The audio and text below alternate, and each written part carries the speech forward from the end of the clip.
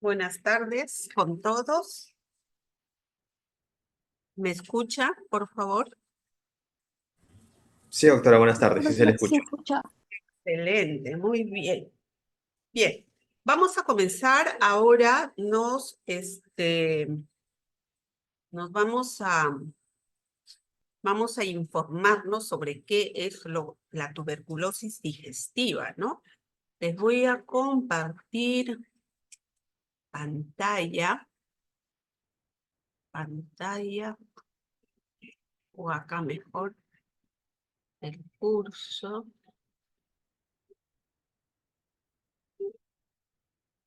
¿Se evidencia bien? Sí, doctora, se puede ver. Perfecto. A ver, vamos a ver entonces. Ok. Cuando nosotros hablamos de tuberculosis digestiva, estamos hablando de una enfermedad que no es reciente. Si nosotros nos vamos a los libros antiguos, vamos a encontrar que hasta en las momias en Egipto, con más de 5.000 años de antigüedad, han encontrado esta enfermedad, ¿no? Ya desde Hipócrates lo catalogó, lo describió como un ataque de diarrea en una persona con tisis, ¿no? Es un síntoma mortal. Ya también en los años 980 y 1037, un científico árabe describió que la tuberculosis en su libro Al-Qanun y lo refería como que el paciente tenía distensión abdominal, diarrea, borborismos en las últimas etapas de la enfermedad. Entonces había un grupo de personas que fallecían en la antigüedad por esta enfermedad, por esta patología, ¿no? El primer caso documentado de una tuberculosis peritoneal fue en 1846 y desde allí lo conocen como la gran simuladora. La tuberculosis no solamente es una enfermedad pulmonar, sino también sistémica que nos puede afectar todos los órganos del cuerpo. Y recuerden siempre que este es el gran simulador de la medicina clínica. ¿Por qué? Porque muchas veces nosotros manejamos enfermedades más complejas y resulta que solamente es la famosa tuberculosis. Entonces es un gran simulador por los síntomas también que nuestro paciente presenta. Los diagnósticos a veces se hacen tardíos por las características clínicas y radiológicas, que muchas veces son inespecíficas. Requiere un alto grado de sospecha para el diagnóstico. Esto, recuerden siempre, es muy importante. Nos vamos, como les repetí anteriormente, a buscar enfermedades no complejas, Crohn, colitis, y de repente es una tuberculosis. Es una fuente de morbimortalidad significativa y más o menos se dice que un 15, un 25% de los casos con tuberculosis abdominal tienen también una pulmonar concomitante. Bien, entonces acá lo que estamos viendo en esta imagen es una tuberculosis que puede ser extrapulmonar, ¿no? Y que es la mayor casos de pacientes y un porcentaje menor como de las tuberculosis es la gastrointestinal, la sexta causa, ¿no? Primero es la pleural, ¿no? La pulmonar, la pleural, la meningia, la miliar, ¿no? Y eso se debe a que en muchos casos se dan en pacientes inmunocompetentes o pacientes también infectados por el virus de VIH y tiene que ver mucho con la edad, generalmente más en varones, en pacientes con, en edad, digamos, en adultos jóvenes, ¿no? Por factores socioeconómicos en los sitios más pobres donde más tuberculosis vamos a ver. También nos refiere, como mencionábamos anteriormente, cómo está el estado inmunológico del paciente, el genotipo del Mycobacterium tuberculosis. Entonces, cuando se habla de terapia antituberculosa, la afectación gastrointestinal es más o menos de un 55 a 90 de los pacientes que puedan tener también una tuberculosis activa, y un 25% de los casos de tuberculosis pulmonar va a ser, como vamos a ver más adelante, la terapia conocida, ¿no? En nuestra Lima ya desde hace muchos años se vio que era un porcentaje importante de las muertes y todavía tiene un lugar importante en nuestras infecciones eh, por esta bacteria. El agente etiológico es el Mycobacterium tuberculosis, el bovis, el labium intracelular, siendo el primero pues el más frecuente. En tuberculosis gastrointestinal a nivel mundial vemos que ocupa un lugar importante Asia, África, también en la India. Esto es ya conocido. Pero la pregunta es, ¿y cómo llega a nuestro organismo esta bacteria? Estamos hablando ya de la tuberculosis digestiva.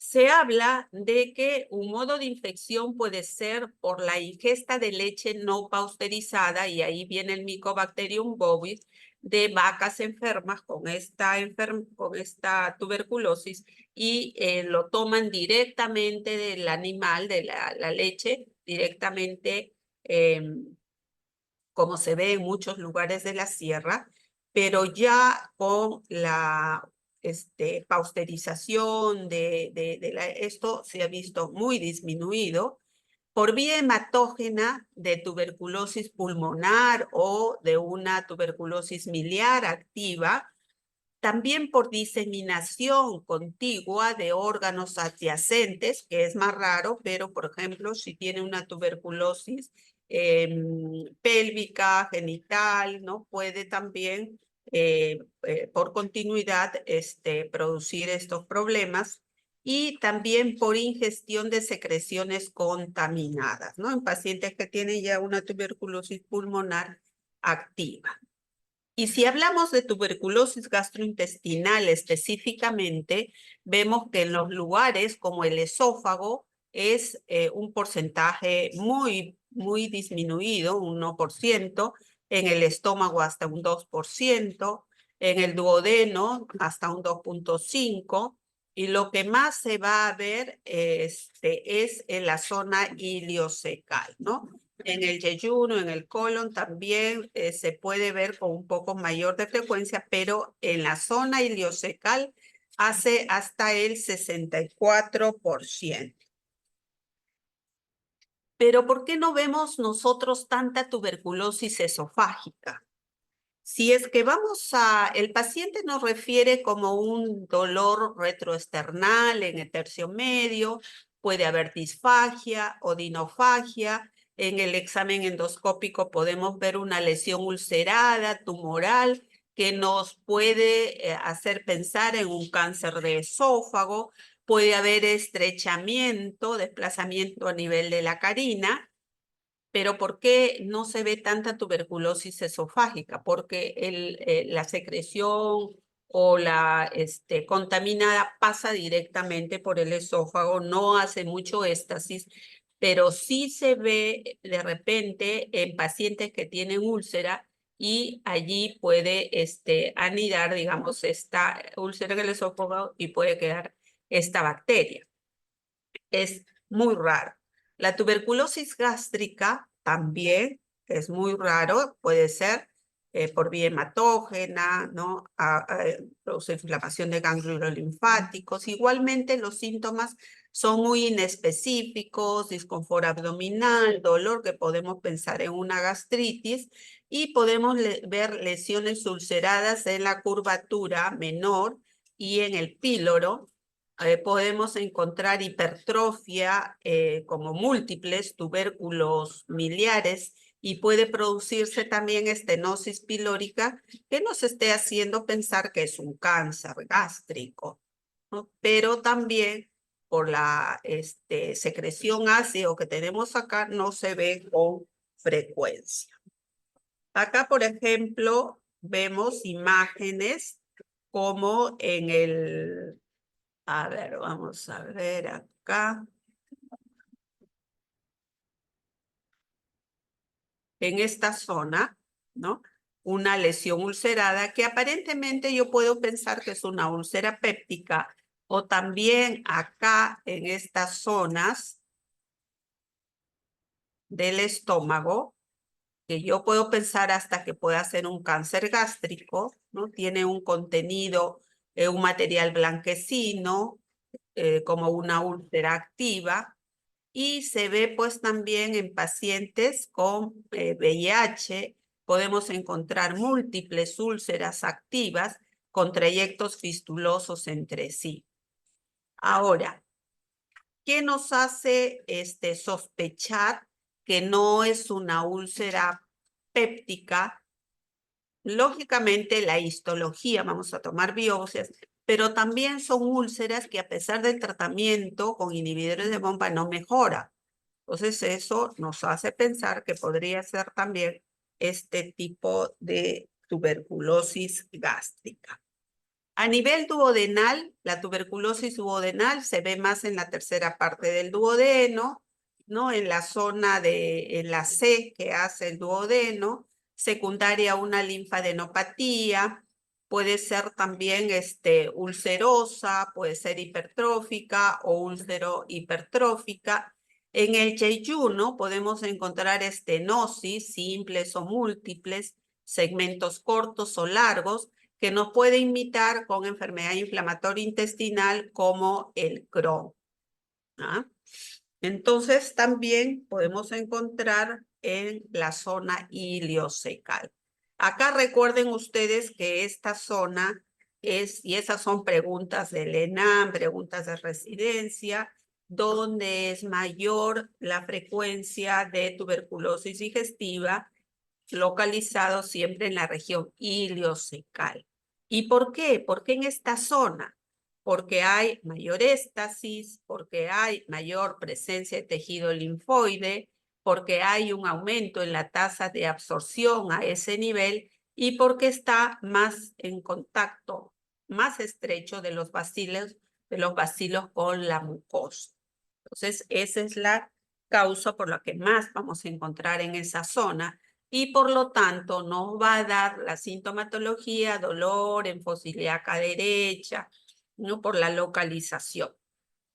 Se ve también mayor incidencia en pacientes inmunodeprimidos, pacientes con SIDA.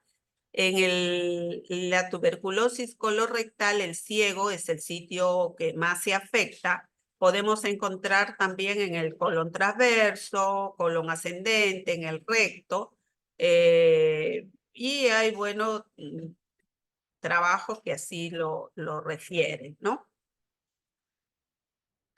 Bien, ¿y cuál es la fisiopatología? Recuerden ustedes que estos bacilos que invaden a la capa mucosa del tracto gastrointestinal, va a haber los fagocitos que lleva los bacilos al tejido linfoide en la placa de Peyer, se va a producir los tubérculos, se van a formar estos tubérculos que son muy patognomónicos de la tuberculosis. Va a haber una necrosis de los tubérculos, puede haber endarteritis, edema, se forman úlceras del epitelio mucoso, hay un acúmulo de colágeno, esto puede ocasionar que haya engrosamiento, que haya estenosis en las zonas afectadas y comprometer ganglios linfáticos y peritoneos. Cuando hay, son cuadros obstructivos, también podemos encontrar en la zona del mesenterio, el intestino, y los nódulos linfáticos regionales vamos a poder encontrar hiperplasia, calcificación y calcificación, ¿no? Entonces, esta es la forma como estos bacilos van a invadir el tracto gastrointestinal, produciendo toda digamos, el fluxograma que estamos viendo. ¿Y cuál es el cuadro clínico? ¿Qué es lo que ya mencionábamos nosotros anteriormente? Que estos pacientes tienen sintomatología muy, que nos puede confundir con otras enfermedades. Lo que sí van a tener hasta en un 90% un dolor abdominal crónico. Podemos encontrar también en estos pacientes anorexia, fatiga, fiebre, sudoración nocturna, baja de peso y cambios en el ritmo evacuatorio. El mayor porcentaje, hasta en un 75%, se va a presentar con diarreas. Y generalmente en este caso vamos a ver las formas ulceradas. Hay un porcentaje menor, ¿no? De 13, 24% que va a presentarse con estreñimiento, y en este caso vamos a ver lesiones con formas hipertróficas. Cuando yo examino a mi paciente, puedo encontrar una masa palpable en el cuadrante inferior derecho, hasta en un 50% de casos, borborismos, puede también tener vómitos, y ya cuando esto está complicándose, vamos a encontrar obstrucción intestinal, estenosis o, en los casos más severos, hasta fístulas. Entonces, el cuadro clínico tiene que ver también con signos de desnutrición, estos pacientes que están con estreñimiento crónico, con dolor abdominal, no quieren ingerir los alimentos, hay hiporexia también, ¿no? Se adelgazan. Cuando examinamos hay la resistencia abdominal, que podemos encontrar como el famoso abdomen en tablero, que le llaman, la hipersonoridad difusa o local. Podemos encontrar también tumoración abdominal si se ha formado ya un plastrón en la zona afectada, y en los casos de tuberculosis peritoneal, enteroperitoneal, vamos a encontrar ascitis. También podemos encontrar hepatomegalia, esplenomegalia y fístulas o abscesos rectales. Miren todo esto que puede ocasionar esta tuberculosis.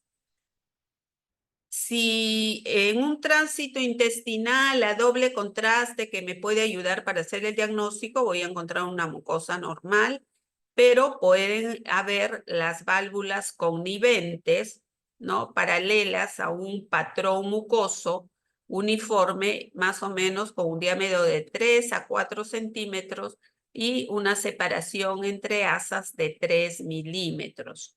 Entonces, esto lo puede ver un radiólogo que tenga experiencia o que tenga en mente este probable diagnóstico, si no, lo va a pasar por alto.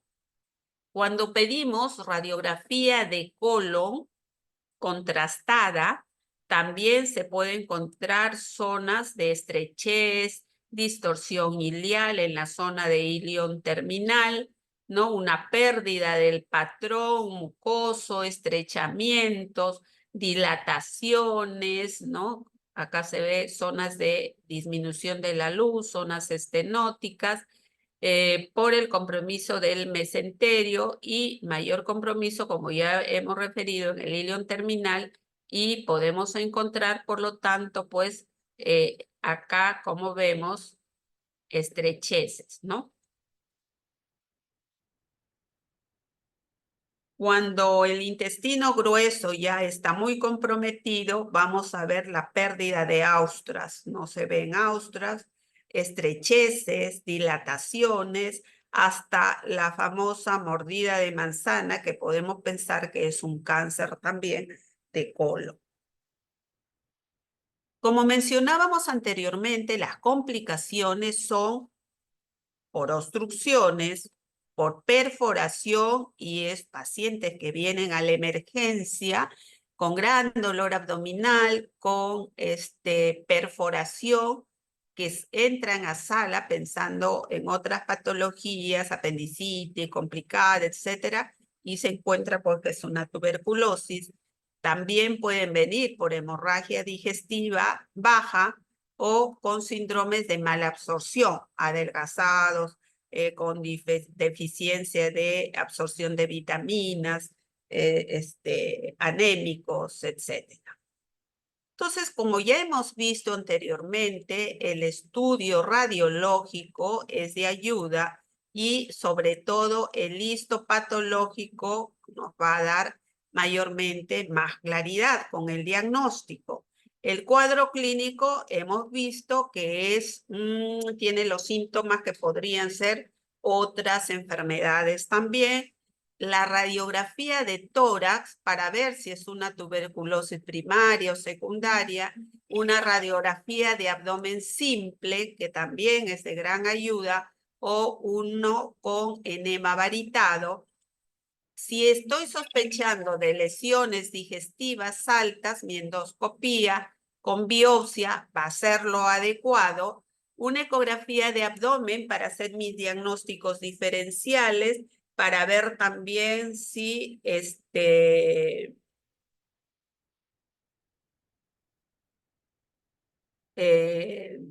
si es que también si hay ascitis, ¿no? Que pueden las tuberculosis peritoneales, un hemograma, cómo está, si hay anemia, si hay leucocitosis, linfopenia, y la prueba de tuberculina, no nos olvidemos de este examen, porque tiene una alta especificidad, aunque poca sensibilidad.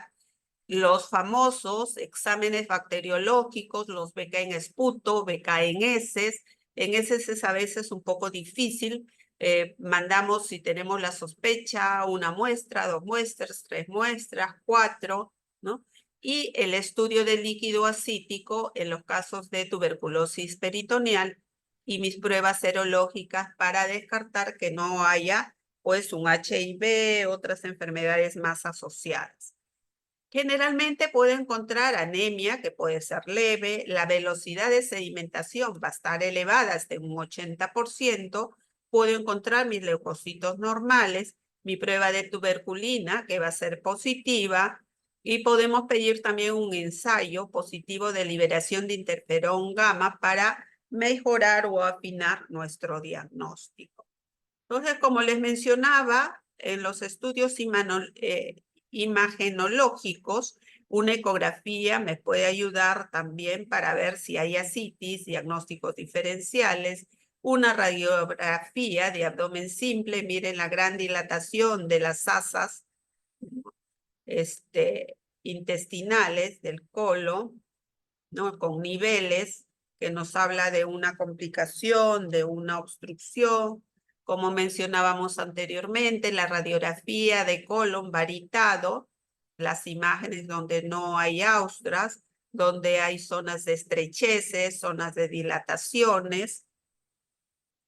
La tomografía y el enterotem también, si yo tengo la sospecha y quiero descartar también que no haya de repente un cáncer, algunas otras patologías asociadas. La colonoscopía para la tuberculosis intestinal me sirve hasta llegar hasta o tengo no solamente hacer mi colonoscopía hasta el ciego, sino llegar hasta el ilion terminal, ¿no? Entonces, acá hay una tuberculosis iliocecal que puede ser ulcerada en la mayoría de los casos, también puede ser hipertrófica o puede ser la combinación úlcera hipertrófica. Yo veo estas imágenes en el ilion terminal. Acá hay una zona de estenosis, ya se ha estenosado, lo mismo acá, que es difícil que mi equipo pueda ingresar allí. Lo mismo acá, ¿no? El ciego comprometido, igualmente el ilion. Acá hay unas pequeñas úlceras en el ilion terminal. Y yo veo estas imágenes y puedo pensar que es un Crohn, que es una colitis ulcerativa, que es un cáncer, pero lo que me va a ayudar bastante es mis biopsias, ¿no? Eso es importantísimo. En los casos también de cuando ya estos pacientes han entrado a un manejo quirúrgico porque ha habido obstrucción o porque han entrado como un abdomen agudo por perforación, etcétera, se puede también ver ganglios mesentéricos grandes en el epiplo, que también nos ayuda para el diagnóstico. Y como les mencionaba, la colonoscopía va a ser importante, pero siempre y cuando también ingresemos hasta el ilion terminal. Hay que hacer las biopsias, ¿no? Y en todo caso, si no se puede ingresar por algún motivo, las biopsias quirúrgicas con una laparoscopía. Pero acá viene lo importante, la histopatología. Nos sugiere la tuberculosis si hay granulomas grandes, ¿no? Granulomas grandes, confluentes, ¿no? Que pueden ser múltiples, que tienen caseificación. Podemos encontrar úlceras con bordes, con histiocitos, Misiel-Nielsen para buscar el bacilo, hacer el cultivo del tejido para las micobacterias, y si lo asociamos, acá vemos los bacilos en esta imagen, ¿no? Y si lo asociamos con el PCR va a tener más sensibilidad y el resultado puede estar a las 48 horas. En esta imagen también vemos, ¿no?, un nódulo. El tubérculo granuloma casioso compuesto de restos necróticos, casiosos en el centro, infiltrado por histiocitos epitelioides, rodeado de linfocitos en la periferia, y las famosas células gigantes de Langhans, ¿no? Que son preguntas. Yo me acuerdo cuando llevaba histología, esa era la clásica, cuando nos ponían los microscopios para el diagnóstico. Entonces también hay nuevas técnicas moleculares, inmunológicas, para que se pueden revisar en el líquido ascítico, en los nódulos, en el epiplio. Hay otras, también el multiplex PCR, que se usa el MPV64, o el IS6110 para el diagnóstico rápido de tuberculosis gastrointestinal. Tiene una gran sensibilidad, gran especificidad. Lo malo es que no en todos sitios se realiza. Y si tenemos también el líquido en la tuberculosis peritoneal, el ADA, pedimos que debe ser más de 40. En el diagnóstico diferencial no nos olvidemos nunca de hacer con enfermedades. El Crohn no es común en nuestro medio, pero sí a tenerlo en cuenta.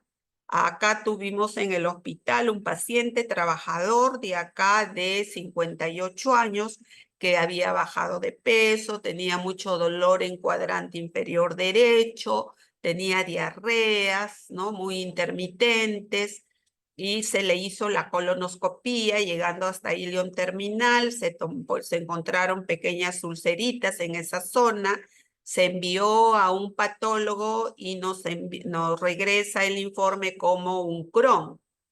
Se le dio tratamiento, manejo, y el paciente seguía igual, y revisando mejor las láminas, pidiendo una segunda y hasta una tercera opinión, se encontró que era una tuberculosis intestinal. Entonces se varió el manejo, el tratamiento, y el paciente evolucionó bien. También tenemos que hacer los diagnósticos diferenciales con enfermedades parasitarias, amebiasis, giardiasis, yersiniasis, ¿no? La actinomicosis, cistoplasmosis, tiflitis, mucoceles, lesiones inducidas por fármacos, linfoma intestinal, cáncer de colon. Siempre hagamos nuestros diagnósticos diferenciales. Si hablamos de tuberculosis peritoneal, las manifestaciones pueden ser como una peritonitis exudativa en un 97% o una fibroadhesiva en un 3%.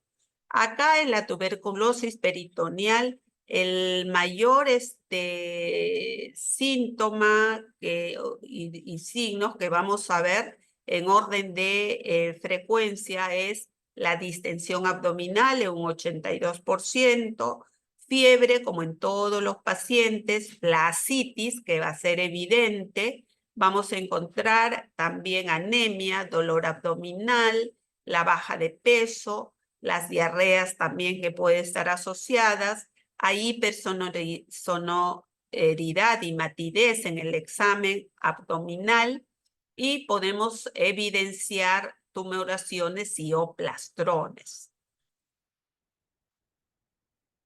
Acá vemos pues gran cantidad de líquido acítico que está empujando, digamos, las asas intestinales. En caso de una ascitis tuberculosa tabicada y en la paracentesis salió un ADA positivo. ¿Y qué hay de la tuberculosis hepática? En este caso de la tuberculosis hepática, las manifestaciones pueden ser subclínicas, inaparentes, puede haber hepatomegalia, ictericia, la fosfatasa alcalina se eleva, también la TGO, la TGP, las bilirrubinas, son manifestaciones muy, como vemos, son síntomas, signos muy generales. Entonces, para eso nosotros tenemos que hacer nuestra biopsia hepática. Eso sí es lo que nos va a dar el diagnóstico.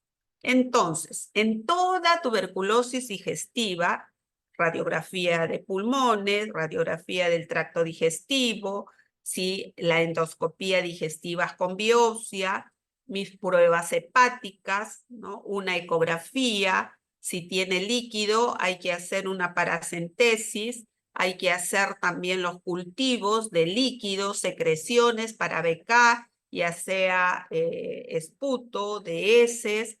Si es que tiene ascitis, enviamos también ese líquido para buscar BK, cultivar los tejidos, el famoso ADA, la adenosín de aminasa, que va a hacer más de 40 diagnósticos extendidos, coloraciones para BK, y al final, si es que todavía hay duda diagnóstica, yo puedo hacer mi prueba terapéutica, una laparotomía exploratoria, y no nos olvidemos de la utilidad del PPD, mi tomografía para diagnósticos diferenciales, mi PCR.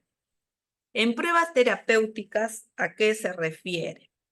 Acá vamos a ver, les voy a mencionar luego, acá lo que vamos a ver este cuadrito donde hay unas diferencias entre la tuberculosis intestinal y el Crohn, ¿no? En la tuberculosis intestinal vamos a tener diarrea, dolor abdominal predominante, fiebre, endoscópicamente puedo tener úlceras longitudinales como en empedrado, pseudopólipos, pero la histología vamos a encontrar granulomas, ¿no? Necrosis gaseosa, inflamación de la submucosa desproporcionada.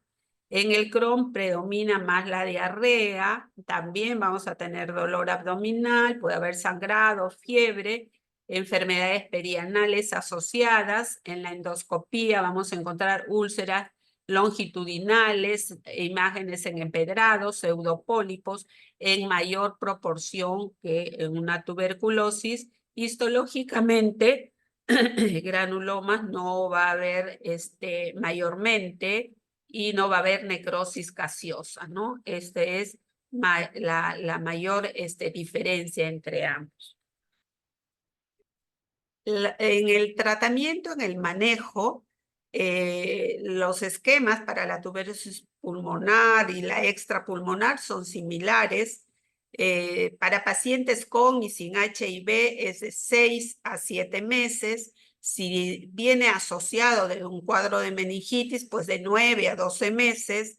Si el tratamiento con corticoides se puede iniciar en los casos de meningitis, pericarditis, tuberculosis miliar con hipoxemia refractaria, y el tratamiento es el que ya conocemos, ¿no? Con isoniazida, rifampicina, piracidamida, el etambutol, siempre revisar que no haya las reacciones adversas propias de estas drogas, y a veces también hacen una reacción alérgica a esta medicación que atrasa el tratamiento de estos pacientes. Cuando les decía de terapéutica, de prueba terapéutica, les mencionaba que si yo a pesar de todo tengo mi duda diagnóstica, inicio tratamiento estándar para tuberculosis, y los pacientes con enteritis tuberculosa van a demostrar una mejoría clínica a las 2 semanas de haber iniciado la terapia empírica. Y si nosotros le seguimos haciendo un estudio de colonoscopía, de seguimiento en la tuberculosis intestinal, después de 2 a 3 meses de la terapia antituberculosa, se va a ver que esas úlceras y las erosiones que pueden haber tenido tienen una curación completa. ¿Y en qué caso mi paciente debe ir a un manejo quirúrgico? Si hay obstrucción intestinal, si hay perforación, si hay abscesos, si hay sangrado. En los casos de difícil diagnóstico puede ser útil la laparotomía exploradora, como les mencionaba anteriormente. ¿Y qué tipo de cirugía? Se puede hacer una enterostomía o una colostomía hilotransversa, una resección radical como una hemicolectomía derecha, más el tratamiento antituberculoso, o un tipo de cirugía conservador. Todo va a ser muy dependiente de la localización de esta tuberculosis intestinal. Entonces, concluyendo, el desarrollo de los bacilos en medio de cultivo de las muestras obtenidas por las diferentes técnicas es lo que nos va a dar también el diagnóstico, solamente que estos cultivos a veces demoran mucho tiempo. Hay que demostrar histológicamente la presencia del bacilo mediante tinciones adecuadas, y la evidencia histológica de granulomas con necrosis gaseosa nos da el diagnóstico. Hallazgos de lesiones macroscópicas típicas con estudios histológicos que sean compatibles con tuberculosis, y así hacer pues nuestros también ir descartando cuando pensamos en nuestros diagnósticos diferenciales. Eso es lo que les quería compartir. No sé si tienen alguna pregunta, tienen alguna duda.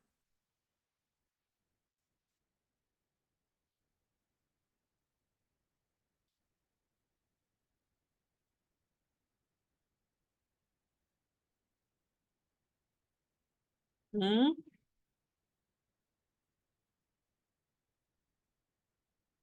No, doctora, todo claro. Uy, chicos, todo lo saben ustedes. Todo claro, ¿no? Bueno, el corolario de todo esto es que tengamos la sospecha diagnóstica. Si no tenemos la sospecha diagnóstica, nunca lo vamos a diagnosticar. Nos vamos a ir buscando otras causas más elaboradas, y simplemente puede ser una tuberculosis. Ahora también en estos casos hay que ver qué tipo de tuberculosis, si es la simple, si es multidrogoresistente, o la resistente a los multidrogoresistentes. eso nos va a decir la evolución del paciente y también los cultivos, ¿no? Bien, ok.